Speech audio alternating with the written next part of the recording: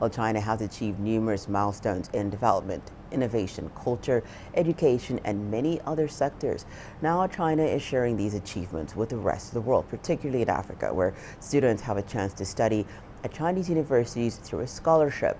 Many students have benefited from this scholarship, and most speak fondly of their time in China.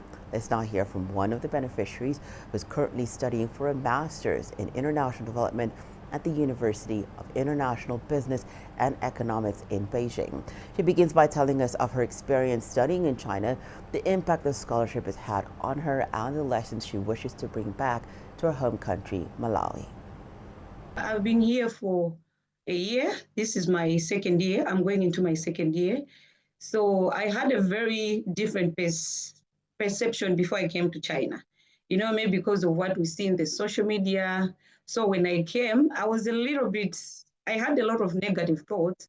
But then when I came, aside the language barrier, I discovered that China is one of the best places actually to study in, because apart from the academic opportunities, there's also too much security. I would say security. There's enough security. In 1949, both China and Africa were agitating for independence and self-rule, and both were poor countries. But you look at China, I think it has developed at a very fast pace, and for Africa, we are the same, which I've been able to learn that I think China has made a lot of progress because of some of the policies that they put in place. At some point, we do have cultural days where we've been able to exchange our cultural values. So I've been able to learn from other countries, but also from China, where I've learned that they do value their culture so much. When I went back to Malawi for holiday, one thing that I had learned to value is time. In China, they value a lot time. I'll give you an example. In Malawi, we're supposed to start work at 7:30, but you find people going to the offices 9 o'clock.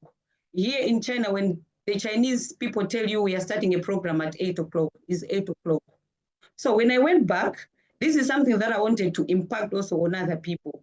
For Africa or for Malawi in particular to develop, no other person will come from the Western or the Asia to come and develop the country for us. So it starts with us, and it has to be with us. But also you talk about corruption. I think because of the policies that have been put in place, there are no corruption in China as compared to the level where Africa is in terms of corruption.